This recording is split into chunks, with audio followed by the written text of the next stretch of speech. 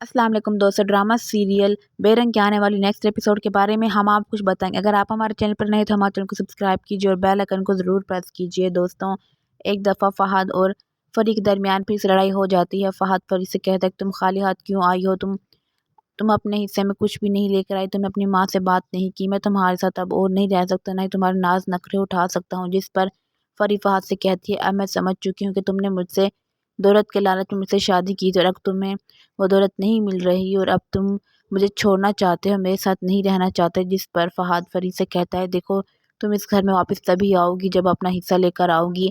फ़हद फरी को जाने का कहकर वहाँ से चला जाता है। फरी मजबूरन होकर अपनी माँ फ़ाखरा बेगम के पास जाती है और फ़ाखरा से कहती है कि फ़हद ने मुझे घर से निकाल दिया और कहा जब तक मैं अपना हिस्सा नहीं लेकर आऊँगी मुझे घर में दाखिल नहीं होने देगा, आप मुझे मेरा हिस्सा दे दें। जिस पर फ़ाखरा बेगम फरी पर तरस खाते हुए उसे एक घर और गाड़ी देने का फ़ैसला करती है और उससे कहती है कि देखो मैंने तुमसे पहले ही कहा था ये फ़हद तुम्हारे लायक नहीं है, ये तुम्हें धोखा दे रहा है और तुमसे दौलत की लालच में तुमसे शादी कर रहा है, उसको तुमसे कोई मोहब्बत नहीं।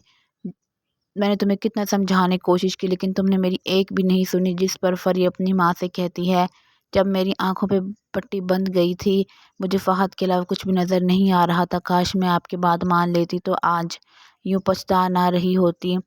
जिस पर फ़ाखरा बेगम फरी से कहती है कि अब जो हो गया सो हो गया, अब उसका बदला तो नहीं जा सकता, मैं कुछ करती हूँ, तुम परेशान मत हो। फरी अपनी माँ से कहती है, मुझे वहाँ पे वो काम करने पड़ रहे हैं जो मैंने ज़िंदगी में कभी यहाँ पर नहीं किए, मुझे वहाँ का सारा काम करना पड़ रहा है, मुझे ऐसी कोई ज़िंदगी में सर नहीं हो रही ऐशों वाली जो यहाँ पर होती रही है।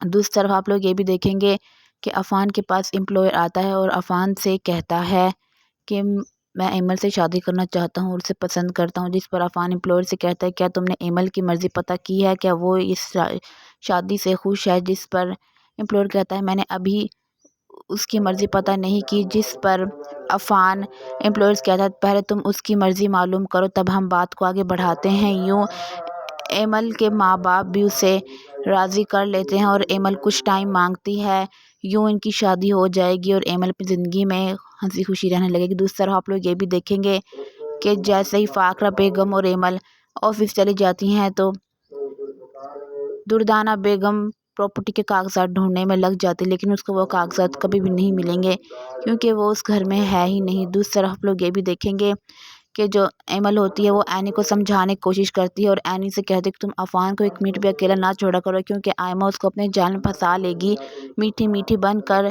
इसलिए अब एनी बहुत परेशान रहने लग गई है। अब वो अफ़ान को एक मिनट के लिए भी नहीं छोड़ी क्योंकि उसको पता है कि आयमा कितनी साजिशी लड़की है। वो जिस तरह उसने शहरयार को फंसाया इस तरह अफ़ान को फंसा तक, लेकिन अफ़ान एनी से बहुत मोहब्बत करता है, वो कभी भी आयमा के जाल में नहीं फंसने वाला। दोस्तों, आने वाली एपिसोड में एमल की उस लड़के से शादी हो जाएगी और वो हंसी खुशी रहने लगेंगे और वो उससे बहुत ज़्यादा प्यार भी करेगा। दोस्तों, अगर आपको हमारी वीडियो पसंद आई हो तो प्लीज़ इसको लाइक शेयर एंड सब्सक्राइब करो, बेल आइकन को ज़रूर प्रेस करें ताकि हर आने वाली नई वीडियो सबसे पहले आप तक पहुँचे। Thank you so much.